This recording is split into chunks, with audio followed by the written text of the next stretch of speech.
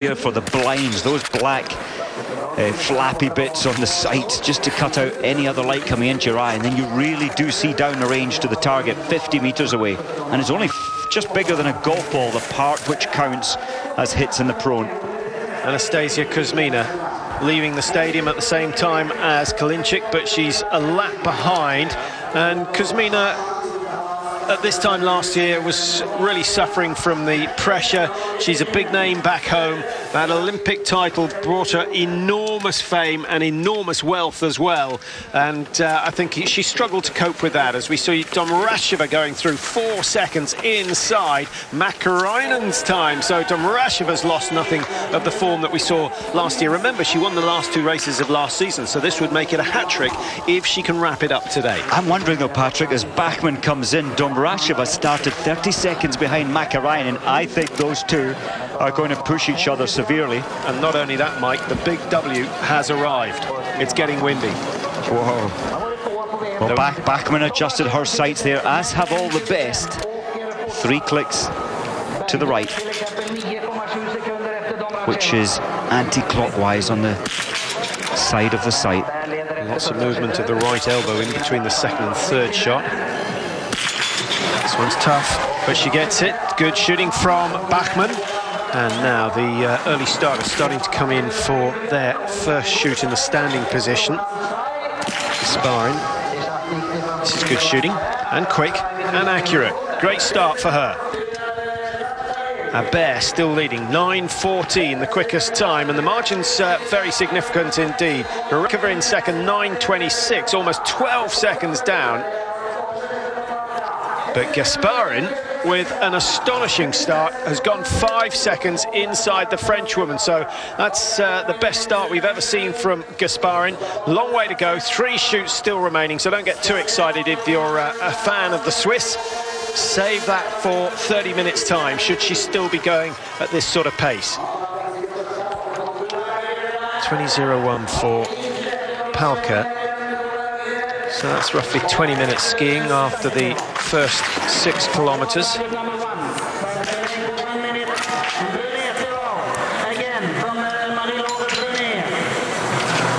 Good timing from Zaitseva. The winds just ease a fraction.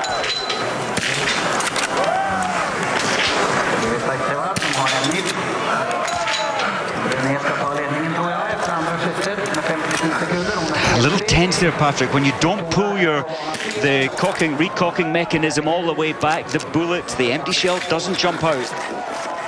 You often try to rush it and forget to pull it all the way back. Now, Tora Berger missed 3 in the first prone last year in this race. Look at her cheek, Patrick. The full head weight is going through that rifle. Adds another good few kilograms. Great shooting, good skiing. She's going to be very, very close to Gasparin, and Durant Abert, I think, is going to be pushed down into 3rd place. Still a little way to go before the clock will stop. 1.4 outside the fastest, and Tora Berger, the Olympic champion, the world champion, moves into 2nd spot for now. Garekova, nice solid position from Garekova. Have a look at the eye. That often gives an indication of the tension, if there is any. That's really cost her a top 5, a top 10 position even. I think this is Makarainen. She knows she's being chased on the track by Domracheva.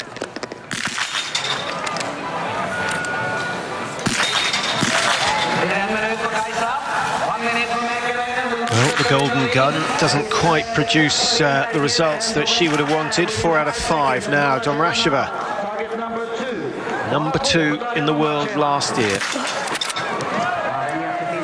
A lot of movement.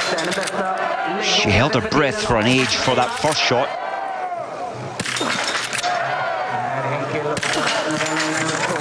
Yeah, the breathing wasn't easy. That wasn't a convincing shoot at all, Mike. Usually much, much easier with the breath. Yes, and I think she's just going for one big breath, holding it for very long, and that often if you hold it too long, you feel your pulse going through the rifle. But also just going for one breath in between. Surprising.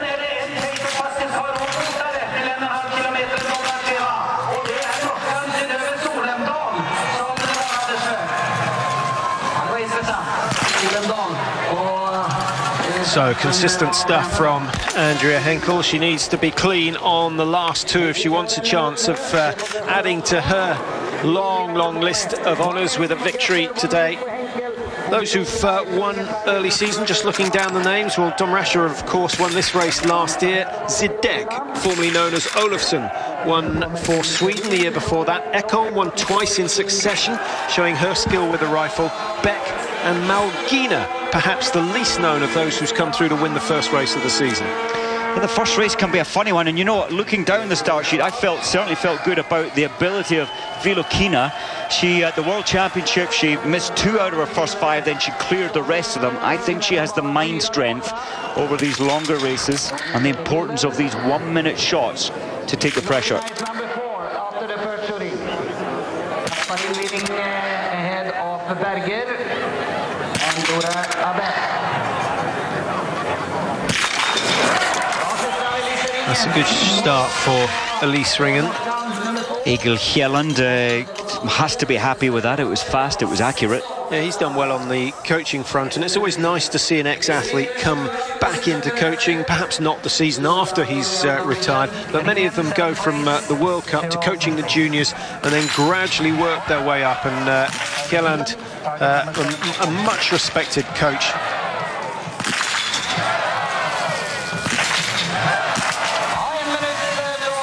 Stromstedt, 80% hit rate so far for the early part of the season. It's far from disastrous.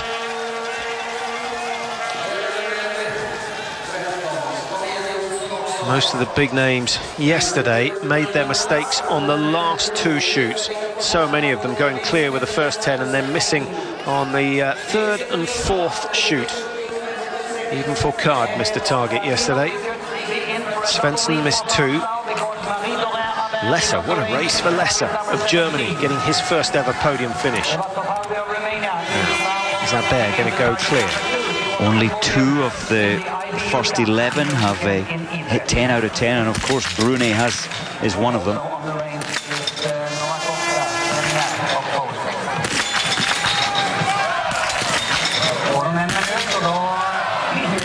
So she joins the top 5 in terms of shooting performance.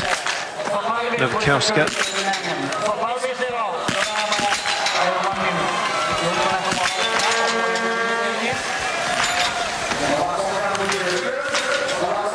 That was good. The Polish team looking good. I see the big name of the men's Polish team is now coaching. You mentioned earlier a lot of coaches work with the juniors first. He looked like it was hard work with about 15 juniors at the Glacier, and he was having to really work to bring the best out of them. Solomdal, can she match Berger? It's a quick time. That's a very quick time. We'll pick up on Solomdal's split just before she came in to shoot.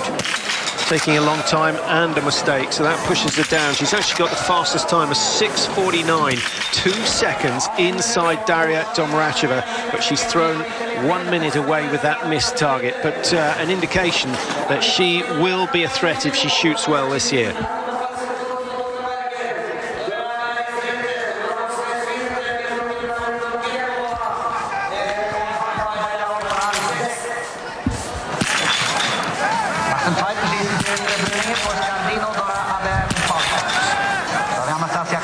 This snow is now becoming a bit of a problem. You saw her blow into her sights, Kuzmina there. We're not actually looking at Kuzmina. We were just trying to pick up which of the athletes that were. I think it was one of the Canadians, Megan Imre, who we were watching. It was. That was Josef Oberlacher, who is the coach for the Slovak team.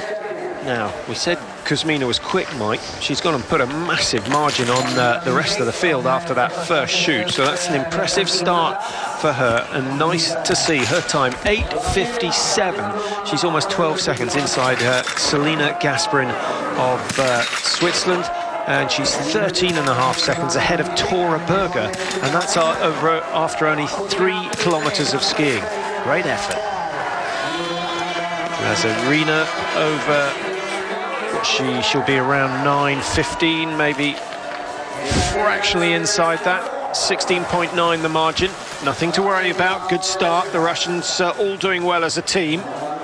Glazarina, she proved last year in Nova Maesto that in the women's 15-kilometer individual, she can hit 20 out of 20. And that's got to feel good leading into the World Championships in Nova Mesto this year. And that was in difficult conditions as well. Well, the snow is getting thicker and thicker, and those starting later on today have another added disadvantage. That's unfortunate for them. Now, we stay with Gasperin because she shot clear and fast in the pro, and she's still lying in second place after the first shoot.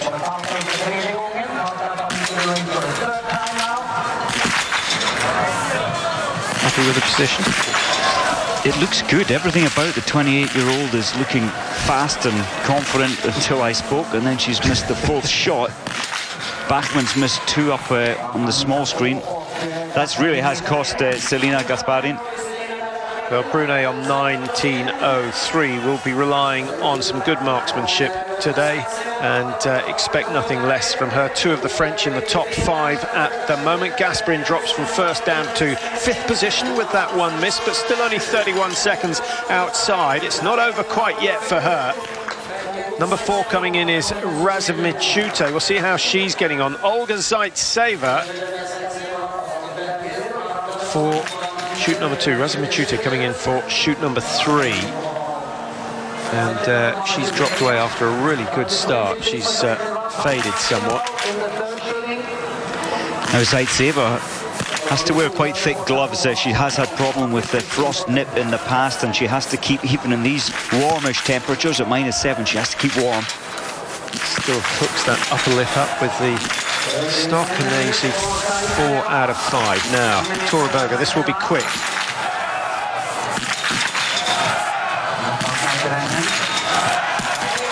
Well, fantastic. It's hard to express how difficult that is, Mike, but a remarkable performance. We saw it time and time again last year, and look at the margin. Brunet, remember, is clear. Berger shooting the same score, but she's going to be 48.5 seconds inside. What a brilliant start for Tora Berger. Now she needs to hold it together. Remember, Svensson missed in the latter stages last year. It's not easy to clear the remaining 10, but on that sort of form, she might just do it. Mäkäräinen, 1 miss on the first pro. She needs to forget all about that.